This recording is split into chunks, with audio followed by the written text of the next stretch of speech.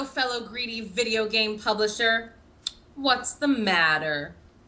Oh, we're releasing our new game soon, and while we'll undoubtedly make tons and tons and tons of money, I mean, holy crap, we're a huge AAA publisher, and this game is sporting an incredibly beloved, critically acclaimed, endlessly lucrative intellectual property. There's no way we're not coming out of this making enormous sums of money, but I'm afraid we're not going to make all the money.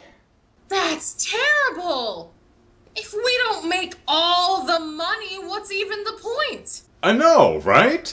How are we supposed to be happy releasing a game that's only tremendously profitable? You should take solace in the fact that while you didn't make all the money, you still made enough to fill Scrooge McDuck's money bin and made millions of gamers happy in the process.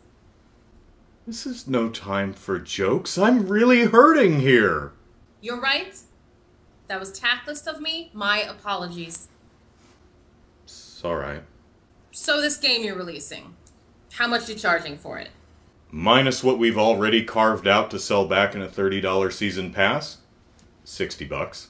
Certainly there's a more expensive deluxe edition, yes? Well, of course. And pre-order bonuses? Naturally. Paid DLC that isn't included in the season pass? How could we not? How about microtransactions and loot boxes? Oh yeah, our $60 game is chock-a-block with microtransactions and loot boxes. But that might be the problem. How so? Well, it turns out gamers don't like microtransactions littering their full-priced games. Who's a flying fart what gamers like?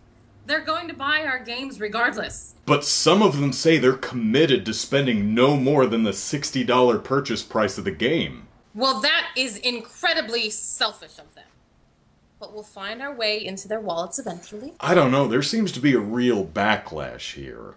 Our boilerplate responses aren't working, our Reddit AMA was an embarrassing disaster, and now the toxicity surrounding microtransactions has reached the press. No one gives a poop what Kotaku and Polygon think. You don't understand. This has reached the mainstream press. CNN and NPR are talking about it.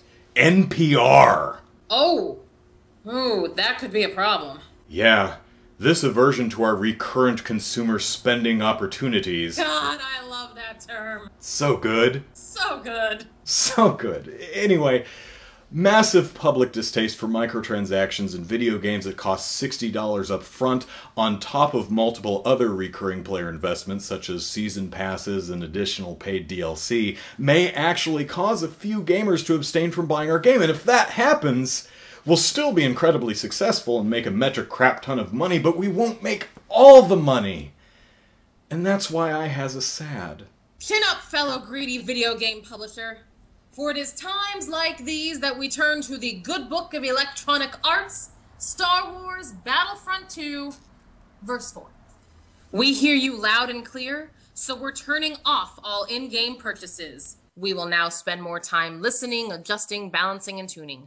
This means that the option to purchase crystals in the game is now offline, and all progression will be earned through gameplay. The ability to purchase crystals in-game will become available at a later date, only after we've made changes to the game. So, remove microtransactions before the game launches. And then, once everyone has already purchased the game, put the microtransactions right back in. We're gonna make all the money! All the money! Bless the whales and the dolphins, but mostly the whales, spending multiples of the game's purchase price on microtransactions! Bless the innocent children who excitedly max out their parents' credit cards buying in-game goodies! Bless the vulnerable gamers with compulsive personalities who spend hundreds, even thousands of dollars on virtual currency to open just one more loot box! Oh my god, I'm so hard right now!